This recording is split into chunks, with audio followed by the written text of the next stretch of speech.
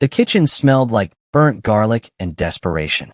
Shantel pressed herself against the cold metal shelf, her breathing shallow, her heart hammering so hard she thought it might crack a rib. Outside the swinging door, she could hear them, her stepfather's slurred cursing, her cousin's high-pitched demands for money. They'd found her workplace. Again, she squeezed her eyes shut. 3 more days until rent. Just 3 more days, and she'd have enough saved to move across the city where they couldn't track her down every other week like bloodhounds. I know you're in there, Shantel. Her stepfather's voice boomed through the empty restaurant. Don't make me come back there and drag you out. Her fingers trembled as she reached for her phone. Dead battery. Of course. Then she heard it. A small sniffle coming from behind the industrial-sized rice cooker. Shantel froze. Someone else was hiding in here. She peered around the shelf and found him. A little boy, maybe 5 or 6 years old, with pale skin and dark hair that fell across his forehead. He was tucked into the corner, knees pulled to his chest, and despite the fear in his wide eyes, he wasn't crying. He was just watching her. Hey, Shantel whispered, crawling toward him. What are you doing back here, sweetheart? The boy studied her face with an intensity that seemed too old for his age. Hiding, he said simply. Like you. She almost smiled. Smart kid. Are those your bad guys? He asked, tilting his head toward the door where her stepfather was now banging on the counter, demanding the manager. Something like that, Shantel muttered. The boy looked thoughtful. Then, with the kind of seriousness only a child could muster, he said, You need a husband. Shantel blinked. Excuse me. A husband, he repeated, nodding like he'd just solved world hunger. A really rich one. Then the bad guys can't hurt you anymore. Despite everything, a laugh bubbled up in her throat. That's your solution? It works in movies, he said defensively. Life's not a movie, baby. It could be. He scooted closer, his small hand reaching out to touch hers. His fingers were ice cold. I could be your husband. Chantel's smile softened. This kid was trying to protect her. A 6-year-old with barely any meat on his bones was offering to be her knight in shining armor. You're sweet, she whispered, squeezing his hand gently. But you're a little young for me, don't you think? He frowned. I'll grow up. And I'm rich. Oh, you're rich. Very rich. My dad owns buildings. And cars. And other stuff. Shantel bit her lip to keep from laughing. Well, in that case. The kitchen door slammed open. Her stepfather stood there, swaying slightly, his bloodshot eyes locking onto her like a predator spotting prey. There you are. His voice was low, dangerous. You think you can ignore me? You think you're too good to help your own family? Shantel stood, positioning herself between him and the boy. I don't have any money, Ray. I told you that last week. Liar. He lurched forward, and Chantel's body tensed, ready to run or fight, or both. But before he could reach her, another voice cut through the air like a blade. Touch her, and you'll lose the hand. The temperature in the room seemed to drop 10 degrees. Shantel turned toward the doorway and felt her breath catch. The man standing there didn't look like he belonged in a small Korean restaurant in the broke part of Seoul. He wore a black suit that probably cost more than her yearly rent, and his presence filled the space like smoke. Silent, suffocating, impossible to ignore. His face was all sharp angles and cold authority, but it was his eyes that made her stomach flip. Dark. Unreadable. Lethal. Who the hell are you? Ray slurred, puffing out his chest in a pathetic attempt at intimidation. The man didn't answer. He just looked at Ray the way someone might look at a cockroach they were deciding whether or not to step on. Then the little boy ran past Shantel, straight to the man, and wrapped his arms around his leg. Appa. Oh no. The man's expression softened, barely, just a flicker, as he rested a hand on the boy's head. Jayan, I told you to wait in the car. I got bored, the boy said, completely unbothered by the tension in the room. Then he turned and pointed at Shantel. Appa, this is my fiancé. Shantel choked on air. The man's gaze slid to her, slow and assessing. For a moment, she forgot how to breathe. Your fiancé, he repeated, his voice flat. Yes. Jayan beamed. She said yes. We're getting married. I did not. Shantel started, but Ray interrupted her. Wait. He squinted at the man, then at the boy, then at Shantel. You're marrying some rich guy? And you're telling me you don't have money. I'm not marrying anyone. Shantel snapped. But the man, Jae-in's father, stepped forward, and suddenly Ray's bravado crumbled like wet paper. You have 10 seconds to leave, the man said quietly. If you ever come near her again, I'll make sure you regret it in ways you can't imagine. Ray opened his mouth, closed it, then stumbled backward. This ain't over, Shantel. It is, the man said, and something in his tone made it clear that it absolutely was. Ray fled. The silence that followed was deafening. Shantel stood there, her mind racing, trying to piece together what the hell just happened. The man looked down at his son. Jae-in, go wait outside. But, now. The boy pouted but obeyed, shuffling toward the door. Before he left, he turned back to Shantel and gave her a small wave. Bye, fiancé. She didn't know whether to laugh or cry. Once they were alone, the man turned his full attention to her, and Shantel felt like she was being x-rayed. Explain, he said. There's nothing to explain, she said quickly. Your son was hiding in the kitchen. We talked. He's got a wild imagination. That's it. He asked you to marry him. He's 6. And you agreed. I was humoring him. Shantel threw her hands up. I didn't think his billionaire father was going to show up and take it seriously. The corner of his mouth twitched. It wasn't quite a smile, but it was close. I'm Kang Min-Jun, he said. She blinked. That name sounded familiar. Too familiar. Wait, she said slowly. Kang Min-Jun. As in the Kang Min-Jun? The one who owns half of Seoul. 3/4, he corrected. Shantel groaned. Of course, your kid would propose to me. This is my life now. Min-Jun studied her for a long moment. Then he said, you're in danger. I'm fine. That man will come back. I'll handle it. No, Min-Jun said, his voice leaving no room for argument. You won't. Shantel bristled. Look, I appreciate the whole knight in shining armor thing, but I don't need saving. Maybe not, he said. But my son seems to think you do. And what Jae-in wants, I provide. What happens when a mafia king decides you're under his protection? Keep watching to find out. 20 minutes later, Shantel found herself sitting in the back of a car that cost more than her entire existence. Jae-in was beside her, chattering about his favorite cartoons, while Min-Jun sat across from them, silent and imposing. This is kidnapping, Shantel muttered. This is protection, Min-Jun corrected. I didn't ask for protection. You didn't have to. She glared at him. He didn't even blink. Where are you taking me? Somewhere safe. That's not an answer. It's the only one you're getting. Shantel clenched her fists. This man was infuriating, arrogant, controlling, and somehow, she felt safer than she had in years. The somewhere safe turned out to be a mansion, not a house, not even a really nice house. A mansion. Shantel stood in the marble foyer, staring up at the chandelier that looked like it belonged in a palace, and wondered if she'd fallen asleep in the kitchen and this was all a stress-induced dream. Jae-in, go get ready for bed, Min-Jun said. But I want to show her my room. Tomorrow. Jae-in sighed dramatically but obeyed, dragging his feet up the grand staircase. Once he was gone, Min-Jun turned to Shantel. You'll stay here, he said. Like hell I will. Your stepfather knows where you work. Probably knows where you live. He'll be back. So I'll move. And he'll find you again. Min-Jun stepped closer, and Shantel hated how her pulse quickened. You can keep running, or you can let me handle it. Why do you even care? She demanded. You don't know me. No, he agreed. But Jae-in has decided you're important. And I don't take my son's attachments lightly. Shantel swallowed hard. There was something in his eyes, something fierce and protective and absolute. 1 week, she said finally. I'll stay 1 week. Then I'm gone. Min-Jun's lips curved into a smile that didn't reach his eyes. We'll see. Shantel was losing her mind. Not because the mansion was uncomfortable. It was the opposite. Too comfortable. Too quiet. Too perfect. She'd spent the last few days wandering the halls, eating food she couldn't pronounce, and trying to avoid Min-Jun, who seemed to be everywhere and nowhere at once. Jae-in, on the other hand, had latched onto her like a baby koala. Can we watch a movie? He asked for the 5th time that afternoon. Sure, baby, Shantel said, ruffling his hair.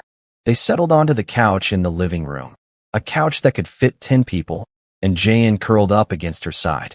Halfway through the movie, he fell asleep, his small body warm and trusting against hers. Shantel looked down at him and felt something crack in her chest. This kid barely knew her, but he'd decided she was worth protecting, worth keeping. When was the last time anyone had made her feel like that? He likes you. She jumped, turning to find Min-Jun standing in the doorway. You've got to stop sneaking up on people, she hissed. He crossed the room and sat in the chair across from her, his gaze settling on his sleeping son.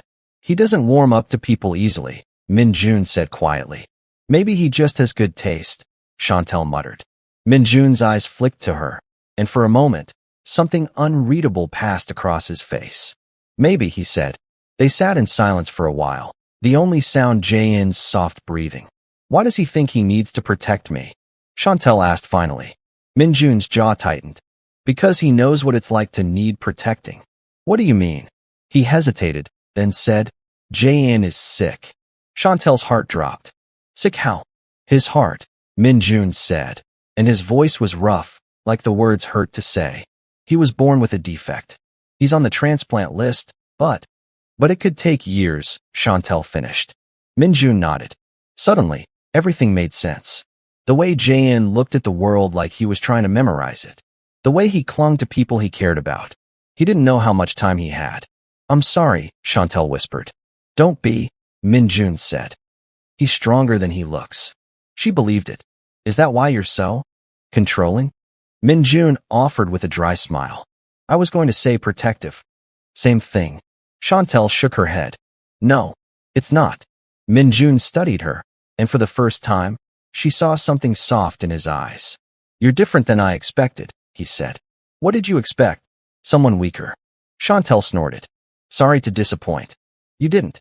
The air between them shifted, charged with something Shantel couldn't name. She looked away first. Shantel woke up to the sound of shouting. She bolted out of bed and ran downstairs, her heart pounding. In the foyer, Min-Jun stood facing a woman Shantel had never seen before. She was older, elegant, and absolutely furious. You brought a stranger into this house, the woman hissed. Around my grandson? She's not a stranger, Min-Jun said coldly. She's a nobody. A waitress. Shantel's stomach twisted. Mother, Min-Jun said, his voice like ice. Leave. I will not leave. This girl is. She's under my protection, Min-Jun interrupted. And if you have a problem with that, you can take it up with me. Not her. The woman's eyes flicked to Shantel, sharp and assessing. Then she smiled. It wasn't a kind smile. We'll see how long that lasts, she said. And then she was gone. Shantel stood frozen, her mind reeling. Min-Jun turned to her, his expression unreadable. I'm sorry, he said. Who was that? My mother. She seems nice. Min-Jun's lips twitched. She's a nightmare. Despite everything, Shantel laughed. And for the first time since she'd arrived, Min-Jun smiled. A real smile. Shantel's breath caught. Oh no. She was in trouble. I need to tell you something, Min-Jun said. They were in his office, a room filled with dark wood and expensive art that screamed power. Shantel sat across from him, her hands folded in her lap. Okay, she said carefully. My mother isn't going to let this go, he said. She'll make your life hell if she thinks you're a threat. A threat to what? To her control over me. Over Jae-in. Shantel frowned. So what do? We make it real. Her heart stopped. Make what real? Min-Jun leaned forward, his eyes locked on hers. The engagement. Shantel's mouth went dry. You've lost your mind. Think about it, he said. If we're engaged, my mother can't touch you. Your stepfather can't touch you. You'll be protected.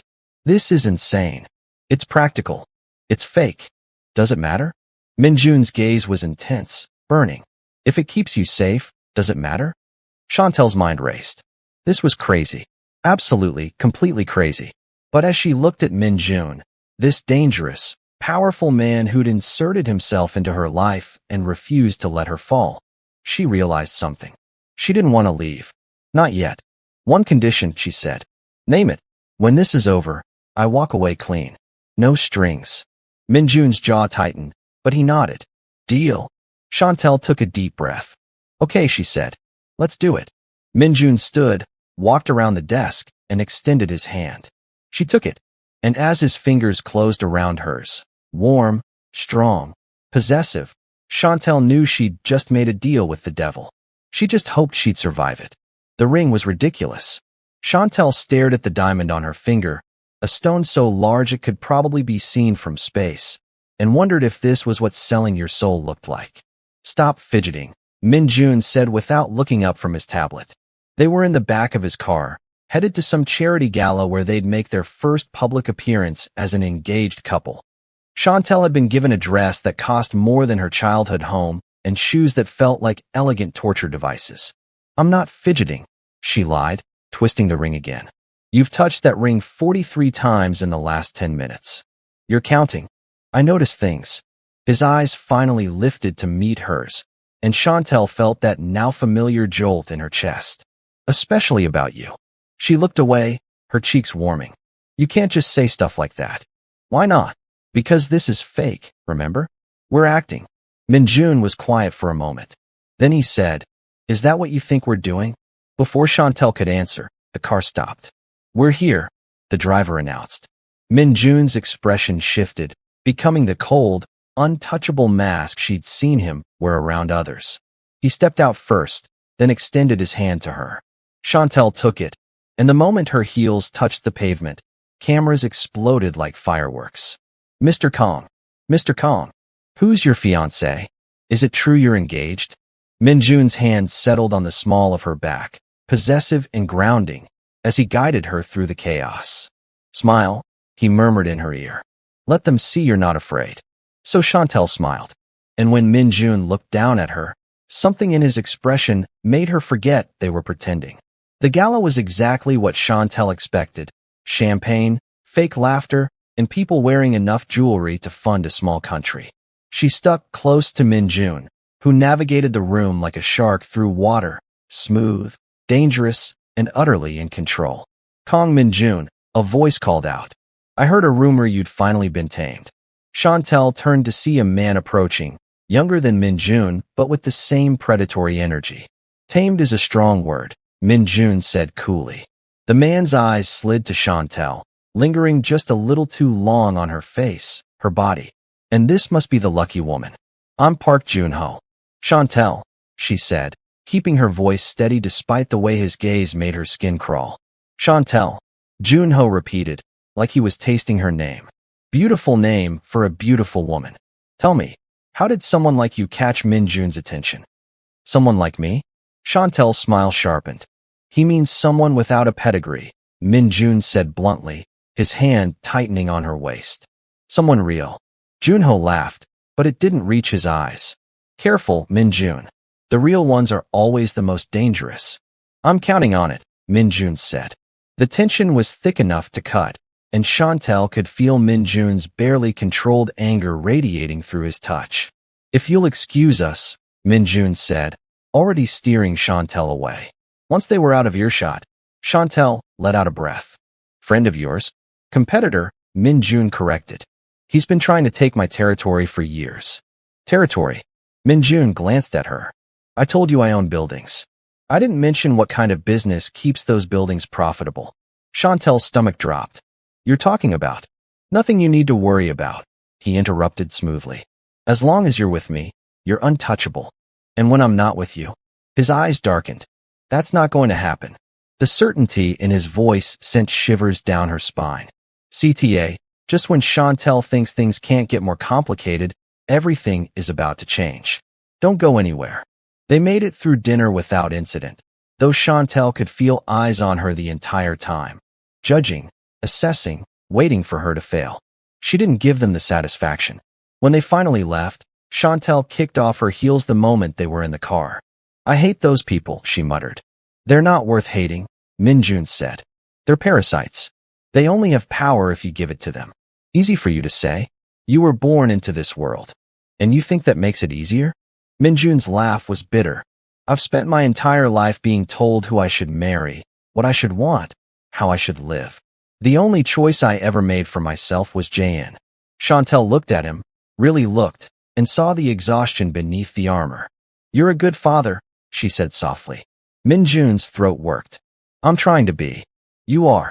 Their eyes met, and Shantel felt the air shift again, that dangerous, electric pull that made her want to lean closer, to touch him, to forget this was supposed to be temporary. The car stopped, but they weren't at the mansion. "Where are we?" Shantel asked. Min-Jun opened his door. "Come with me." He led her to a rooftop overlooking the city, the lights of Seoul spreading out below them like fallen stars. "Why did you bring me here?" Shantel asked. "Because you looked like you needed to breathe," Min-Jun said simply. And God, he was right. Shantel walked to the edge, letting the night air wash over her, and for the first time in days, she felt like herself again. "Thank you," she said. Min-Jun came to stand beside her, close enough that she could feel his warmth. "For what?" "For tonight. For defending me. For all of this." "You don't need to thank me." "Yes, I do." She turned to face him. "You didn't have to help me. You didn't have to bring me into your home, or put a ring on my finger, or deal with your mother's wrath. But you did." "What?" Min-Jun was quiet for a long moment. Then he said, "Because when I saw you in that kitchen, terrified but still standing, still fighting, I recognized something." "What?" "Strength," he said. "The kind of strength that doesn't come from money or power. The kind you're born with." His hand came up, fingers brushing her cheek. Jaein saw it too. He has good instincts about people. Chantel's breath hitched. "Min-Jun, I know this was supposed to be fake," he continued, his voice low and rough. "But nothing about the way I feel when I'm around you feels fake." Her heart was pounding so hard she thought it might explode. "We can't," she whispered. "Why not?" "Because I'm leaving." "We agreed. Agreements can change." "Min-Jun." He kissed her. It wasn't gentle. It was desperate and claiming and full of all the things he hadn't said. And Shantel kissed him back, her hands fisting in his shirt, her body melting against his like she'd been made to fit there. When they finally broke apart, both breathing hard, Min-Jun rested his forehead against hers. "Tell me to stop," he said. Shantel closed her eyes. She should. She should tell him to stop, to step back, to remember this was temporary. But instead, she whispered, "Don't." Shantel woke up in Min-Jun's bed. Not because anything had happened, though God knows she'd thought about it, but because Jaein had insisted on a movie night, and they'd all fallen asleep on the massive couch in Min-Jun's private quarters. She opened her eyes to find the little boy curled against her side, his small hand clutching her shirt. Min-Jun was on Jaein's other side, one arm draped protectively over his son. They looked like a family.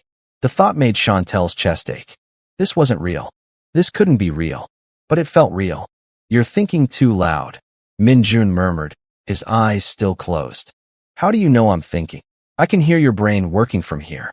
Shantel smiled despite herself. "Sorry." Min-Jun's eyes opened, dark and warm in the early morning light. "Don't be," he said. They stared at each other over Jaein's sleeping form, and Shantel felt the weight of everything unsaid pressing down on her. Before she could speak, Jaein stirred. "Is it breakfast time?" he mumbled. "It's 6 in the morning," Min-Jun said. "That's breakfast time." Shantel laughed, and the moment shattered into something lighter. Later that day, while Jaein was at his tutoring session, Min-Jun called Shantel into his office. "We have a problem," he said. Chantel's stomach sank. "What kind of problem?" "Your stepfather filed a lawsuit." "For what?" "Claiming you stole money from him." Min-Jun's expression was grim. "It's baseless, but it'll drag you through the courts and the media unless we handle it carefully." Shantel felt sick. Of course he did. He can't just let me go. He won't have a choice. Min-Jun stood, walked around the desk, and took her hands. "I have lawyers who will bury him. But I need you to tell me everything. Every time he hurt you. Every time he took from you. All of it." "Why?" "Because I'm going to destroy him," Min-Jun said simply. "And I need ammunition." Shantel looked into his eyes and saw the truth there. He meant it. This man would burn down the world for her if she asked. The realization was terrifying and thrilling in equal measure. "Okay," she said. "I'll tell you everything." The lawsuit was dismissed within 48 hours. Not only dismissed, Ray was arrested for fraud, assault, and a dozen other charges Min-Jun's legal team had dug up. Shantel should have felt relieved. Instead, she felt numb. "He can't hurt you anymore," Min-Jun said. They were in the garden, watching Jaein chase butterflies. "I know," Shantel said. "It's just, I spent so long being afraid of him. Now that he's gone, I don't know what to feel. You'll figure it out, Min-Jun said. And I'll be here while you do. Shantel looked at him. Why are you so good to me? Because you deserve it. You don't know that. You don't really know me. I know enough. Min-Jun turned to face her fully. I know you're brave. I know you're kind. I know you love my son like he's yours. His voice dropped. And I know I don't want you to leave. Chantel's breath caught. Min-Jun. Appa. Shantel. Look. Jae-in ran over, holding a butterfly cupped in his small hands. It landed on me, he said, his eyes shining with wonder. Shantel crouched down. That means you're special. I know. Jae-in said seriously. That's why the butterfly picked me.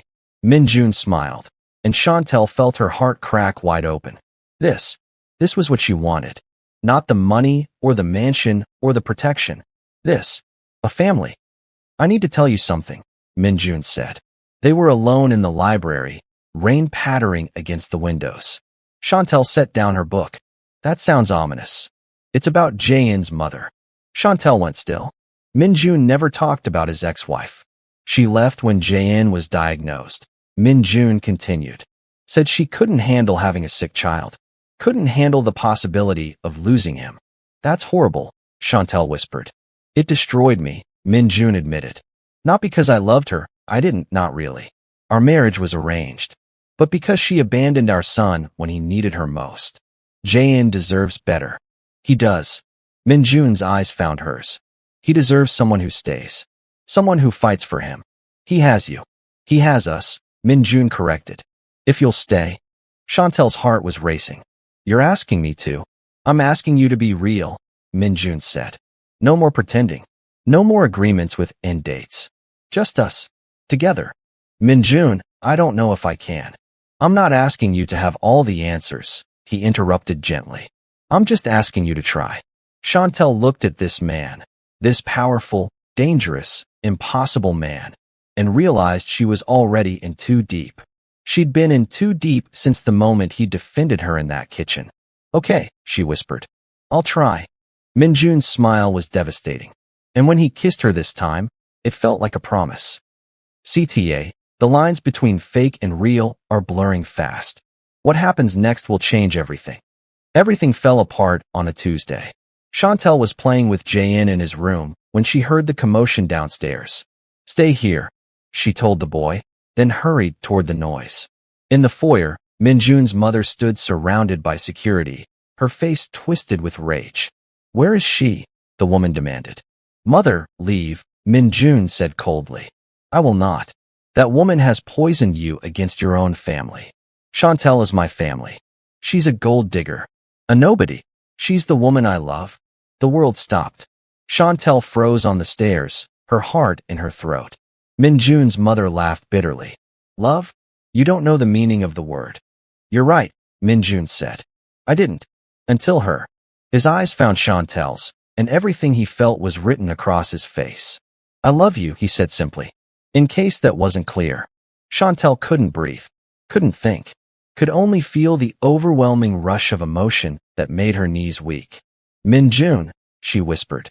But before she could say anything else, the front door burst open, and Park Jun-ho walked in, flanked by armed men. Sorry to interrupt, Jun-ho said with a smile that promised violence. But we have business to discuss. Everything happened fast. Min-Jun's security moved, but Jun-ho's men were faster. Nobody moves, Jun-ho said pleasantly, or people start dying. Min-Jun's entire body went rigid. What do you want? What I've always wanted. Your empire.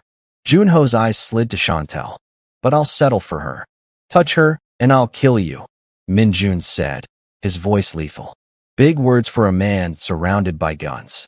Jun-ho gestured, and two of his men grabbed Shantel. She fought, but they were too strong. Let her go. Min-Jun lunged forward, but a gun pressed to his head stopped him cold. Here's what's going to happen, Jun-ho said. You're going to sign over your holdings. All of them. And then I'm going to take your pretty fiancé as insurance that you don't try anything stupid. Like hell, Shantel spat. Jun-ho backhanded her. The world exploded. Min-Jun moved with terrifying speed, disarming the man holding him and breaking his arm in one fluid motion. Chaos erupted. Gunfire. Shouting. Bodies hitting the floor. Shantel was yanked backward, toward the door, but she twisted, her elbow connecting with her captor's face. He dropped her. She ran, not away from the fight, toward Jae-in. She burst into his room to find the boy hiding under his bed, his eyes wide with terror. Shantel. It's okay, baby, she said, crawling under to pull him close. I've got you. Downstairs, the fighting continued. And then, suddenly, silence. Footsteps on the stairs. Shantel held Jae-in tighter, her body positioned between him and the door. The door opened. Min-Jun stood there, blood on his knuckles, his suit torn, but alive.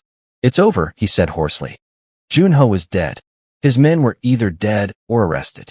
And Min-Jun's mother had been quietly removed from the family registry, her power stripped. Shantel sat in the hospital waiting room, holding Jae-in's hand while doctors checked him over. The stress of the attack had triggered a minor episode with his heart, and though he was stable, Min-Jun wasn't taking chances. Is he going to be okay? Shantel asked when the doctor emerged. He's fine, the doctor assured her. But we need to keep monitoring him. His heart is getting weaker. Min-Jun's jaw clenched. How much time? Hard to say. Could be months. Could be weeks. We need a donor soon.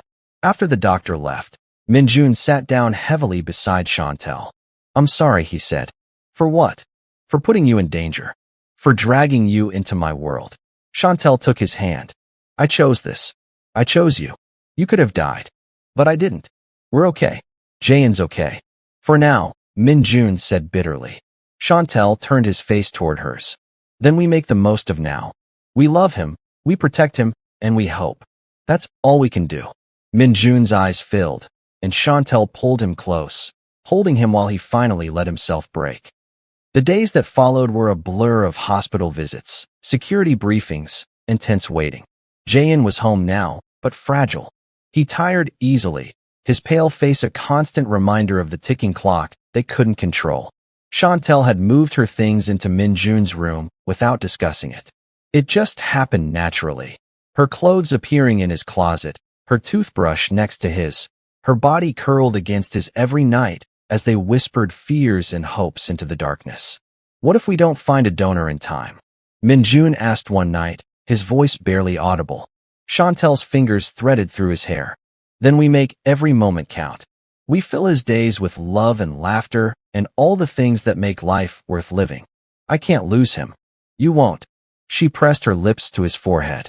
I won't let you. It was a promise she had no power to keep, but Min-Jun held on to it anyway. The call came at 3 a.m. Shantel jolted awake to the sound of Min-Jun's phone ringing, her heart immediately racing. Kang, he answered, his voice sharp despite the sleep. She watched his face transform. Shock, hope, fear all at once. We'll be there in 20 minutes, he said, already throwing off the covers. What is it? Shantel asked, though she already knew.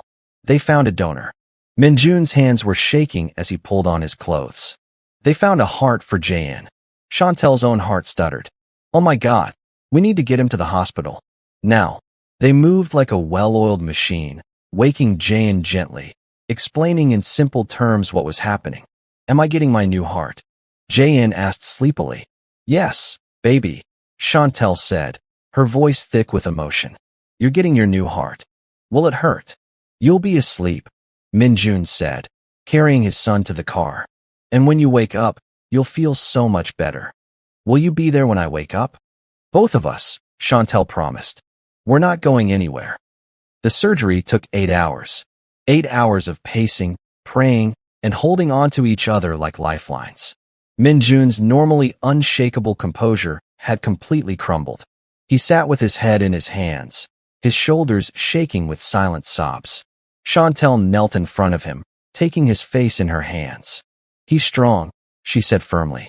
He's a fighter, just like his father. I can't do this without you, Min-Jun whispered. You don't have to. I'm right here. Promise me you'll stay. No matter what happens, promise me you won't leave. Shantel's eyes burned with tears. I promise. I'm not going anywhere, Min-Jun. This is where I belong. He pulled her into his lap, burying his face in her neck, and they stayed like that, wrapped around each other, until the surgeon finally emerged. The transplant was successful. Shantel burst into tears. Min-Jun pulled her into his arms, his own face wet. He's going to be okay, the doctor said, smiling. He's going to live. The worst is over, but Shantel and Min-Jun's journey is far from finished. Stay with us to see how this family is made whole. Recovery was slow but steady. Jae-in spent 2 weeks in the hospital, his small body hooked up to machines that beeped and hummed with reassuring rhythm. Shantel barely left his side. She read him stories, played quiet games, and held his hand through the painful moments when the medication made him nauseous or the incisions ached. Min-Jun divided his time between the hospital and handling the fallout from Junho's attack. Several of his business rivals had tried to capitalize on the chaos, but Min-Jun shut them down with ruthless efficiency. When he was at the hospital, though, all that cold calculation melted away. He was just a father, watching his son breathe easier with each passing day. When can I go home? Jae-in asked one afternoon. Soon, the doctor said. Your body is accepting the new heart beautifully. Another week, maybe 2. I want to run, Jae-in said. I've never been able to run before. Chantel's throat tightened. You will, baby. You'll run so fast. Will you run with me? Every single day if you want. Jae-in's smile was brighter than the sun. But not everything was healing smoothly. Min-Jun's ex-wife appeared out of nowhere, demanding to see Jae-in. Absolutely not, Min-Jun said coldly when she showed up at the hospital. He's my son too, she hissed. You gave up that right when you abandoned him. Min-Jun's voice was ice. You don't get to waltz back in now that he's better. I was scared. We were all scared. Shantel snapped, stepping forward. But we stayed. We fought. We loved him through the worst of it. Where were you? The woman's face twisted with rage. And who are you? Some random woman playing house with my family. I'm the woman who was there, Shantel said quietly. I'm the woman who held him when he cried, who sat through every doctor's appointment, every sleepless night. I'm the woman who loves him. You have no legal right. I'm filing for full custody, Min-Jun interrupted. And when I win, you'll never see him again. You can't do that. Watch me. Security escorted her out, her threats echoing down the hallway. Min-Jun turned to Shantel, his expression softening. Thank you, he said. For what? For being his mother when he needed one. Chantel's eyes filled with tears. I love him like he's mine. He is yours, Min-Jun said. In every way that matters. 2 weeks later, they brought Jae-in home. The mansion had been decorated with balloons and streamers, courtesy of the staff who'd fallen in love with the little boy. Welcome home, they cheered as Jae-in walked through the door. Walked, not carried, on his own 2 feet. His face lit up with pure joy. Can I run now? He asked the doctor who'd accompanied them. Light activity for now, the doctor said with a smile. But soon, yes. You can run. Jae-in turned to Shantel and Min-Jun. We're going to have so much fun. Yeah, we are, Shantel said, her heart so full it hurt. That night, after Jae-in was asleep in his own bed for the first time in weeks, Min-Jun pulled Shantel onto the balcony. The city glittered below them, peaceful and beautiful. I need to ask you something, he said. Chantel's stomach fluttered. Okay. When I proposed the fake engagement, you agreed because you needed protection. Safety. Min-Jun took her hands. You don't need that anymore. Ray is in prison. Junho is gone. You're financially secure. You could leave right now and be perfectly fine. Chantel's chest tightened. Min-Jun. But I'm asking you to stay anyway, he continued. Not because you need me, but because I need you. Because Jae-in needs you. Because we're better together than we could ever be apart. He pulled a small box from his pocket. I know you're already wearing a ring, he said. But that one was for show. This one is real. He opened the box to reveal a simple, elegant band. Nothing like the ostentatious diamond she currently wore. Shantel, he said, his voice steady and sure. I'm not asking you to marry me because of an agreement, or for protection, or for Jae-in. I'm asking because I love you. Because you've made me believe in second chances. Because I want to spend the rest of my life proving I'm worthy of you. Tears streamed down Chantel's face. You already are, she whispered. Is that a yes? It's a hell yes. Min-Jun slipped the ring on her finger, then kissed her like they had all the time in the world. When they broke apart, Jae-in was there, grinning from the doorway. Does this mean we can have the wedding now? He asked. Shantel laughed, scooping him up despite the doctor's orders for him to rest. Yes, baby. We can have the wedding. Finally, Jae-in said dramatically. I've been waiting forever. Min-Jun ruffled his son's hair, his eyes soft. Forever is just beginning, he said. The wedding planning was chaos. Not because of the usual reasons, difficult vendors or family drama, but because Jae-in had opinions. Strong opinions. We need tigers, he announced one morning over breakfast. Shantel choked on her coffee. Tigers? For the ceremony. They're cool. Baby, we can't have tigers at a wedding, she said gently. Why not? Appa owns everything. He can get tigers. Min-Jun looked up from his tablet, fighting a smile. She's right. No tigers. Jae-in pouted. Fine, but I want to wear a cape. Done, Shantel said immediately. And I want the cake to be chocolate. The whole thing. Absolutely. And I want to walk you down the aisle. Chantel's throat tightened. She reached across the table to take his small hand. I wouldn't have it any other way. Min-Jun watched them, his expression unguarded for once, and Shantel saw everything written on his face. Love, gratitude, wonder that this was his life now. But not everyone was happy about the upcoming nuptials. Min-Jun's ex-wife had filed for custody, claiming that Shantel was an unfit influence on Jae-in. The case was weak, laughably so, but it still had to go through the courts. She won't win, Min-Jun's lawyer assured them. We have documentation of her abandonment, plus Jae-in's own statements about wanting to stay with you both. She's just trying to hurt us, Shantel said. She's trying to maintain relevance, Min-Jun corrected coldly. She sees that Jae-in is healthy now and wants back in. But it doesn't work like that. The custody hearing was scheduled for 2 weeks before the wedding. Shantel tried not to let it consume her, but the fear lingered. What if somehow the courts sided with the biological mother? What if they decided a former waitress with a criminal stepfather wasn't suitable? Min-Jun found her one night, staring out the window, her arms wrapped around herself. Talk to me, he said softly. What if we lose him? We won't. You don't know that. Yes, I do. Min-Jun turned her to face him. Because Jae-in gets to testify. He gets to tell the judge who he wants to live with. And we both know what he's going to say. He's just a kid. What if they don't listen? Then I'll burn down the entire legal system and build a new one, Min-Jun said matter-of-factly. Whatever it takes. Despite her fear, Shantel smiled. You can't just threaten the judicial system. Watch me. She pressed her face against his chest, breathing him in. I love you. I love you too. His arms tightened around her. And we're going to win. Trust me. The custody hearing was brutal. Min-Jun's ex-wife, a woman named Yoon-ji, painted herself as a victim of postpartum depression who'd made a mistake in leaving but had since gotten help. I was overwhelmed, she said, dabbing at dry eyes. I couldn't handle the diagnosis. But I've been in therapy. I'm better now. And I want my son back.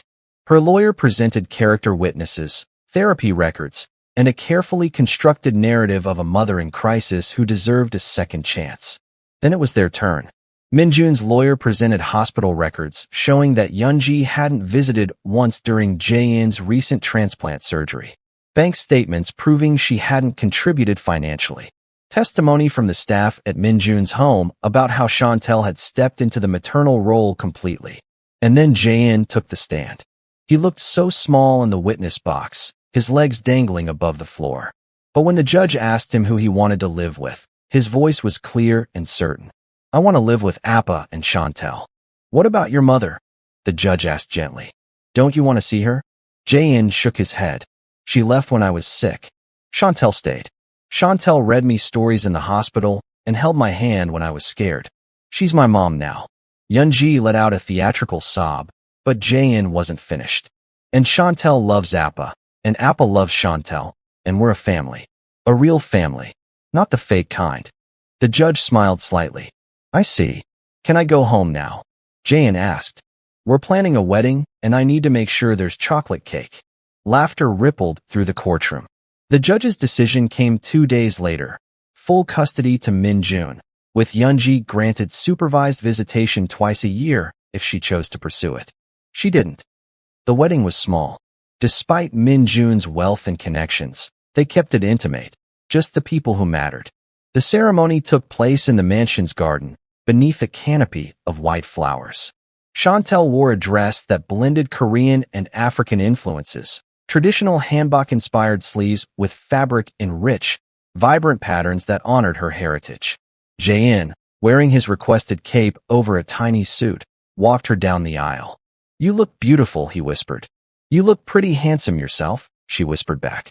Min-Jun stood at the altar, and when his eyes met hers, Shantel saw her entire future reflected there. The ceremony was conducted in both Korean and English, honoring both their cultures. When it came time for the vows, Min-Jun's voice was steady. "I was existing before you," he said, "going through the motions, building an empire, but never really living. Then a 6-year-old with a wild imagination proposed on my behalf, and you said yes." Laughter rippled through the small crowd. "You taught me that strength isn't just power or control.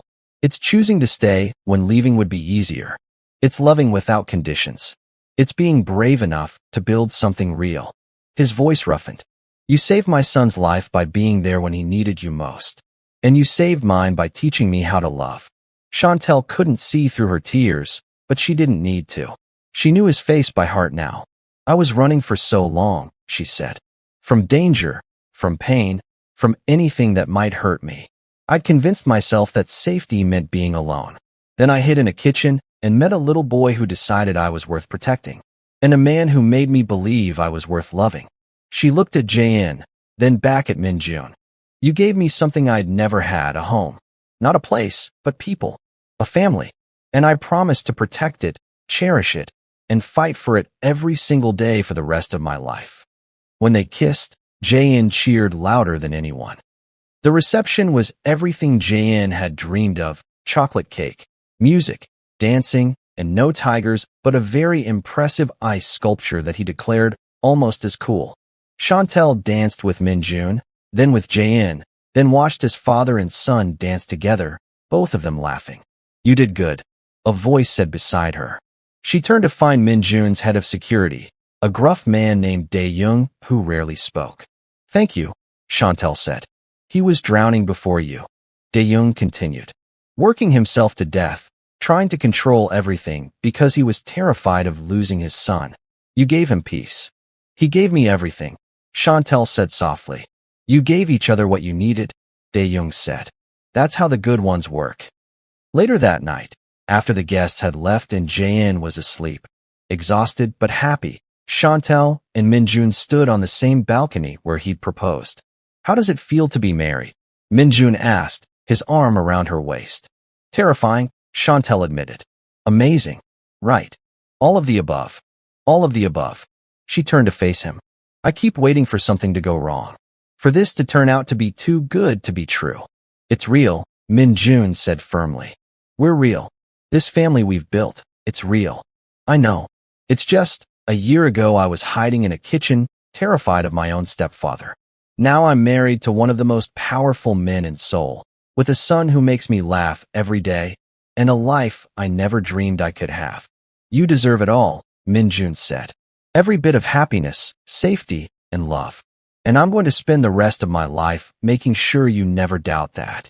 He pulled a small box from his pocket, another one. "You already gave me a ring," Shantel said, laughing. "This isn't for you." He opened it to reveal a necklace with 3 interlocking pendants. "For all of us.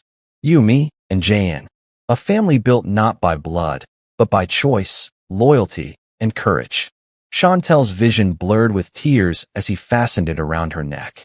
"I love you," she whispered. "I love you too." He kissed her softly. "Forever." 6 months later, Jae-in was running. Actually running. His laughter echoing through the garden as he chased a ball, his new heart beating strong and steady. Shantel watched from the porch, her hand unconsciously moving to her stomach where a tiny life was just beginning to grow, a secret she hadn't told Min-Jun yet, but would tonight. "He's doing well," Min-Jun said, coming to stand beside her. "He's doing amazing." "We're doing amazing," Min-Jun corrected, pulling her close. She leaned into him, watching their son play, and felt a peace she'd never known before. This was home, not the mansion or the wealth or the security. This These two people who'd chosen her when she had nothing to offer but herself. What are you thinking about? Min-Jun asked. How it all started, Shantel said. 4 impossible words from a 6-year-old hiding in a kitchen. Min-Jun smiled. Best proposal I never made. You think he knew? Knew what? That we needed each other. That we'd become this. Min-Jun was quiet for a moment, watching Jae-in. I think he knew we were both looking for the same thing. Family. Home. Love. He kissed her temple. He just helped us find it. Jae-in noticed them watching and ran over, barely winded. A miracle in itself.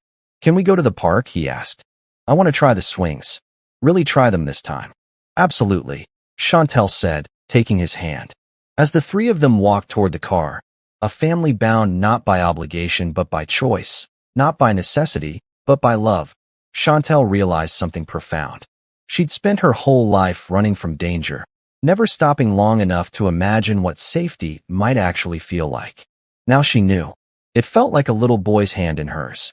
It felt like a man who'd move mountains to protect her. It felt like belonging. And it had all started with 4 simple words that changed everything. You need a husband. Maybe Jae-in had been right all along. Maybe she did need a husband. She just hadn't known she needed everything else that came with him. A son, a home, a family, a future. But now she had it all. And she was never letting go. If this story touched your heart, smash that like button and subscribe for more romances that prove love finds you in the most unexpected places. Drop a comment telling us your favorite moment. Was it the kitchen proposal, the rooftop kiss, or Jae-in in his cape? We read every single one. Thanks for watching, and remember, the best families aren't always the ones you're born into, but the ones you choose. We'll see you in the next story.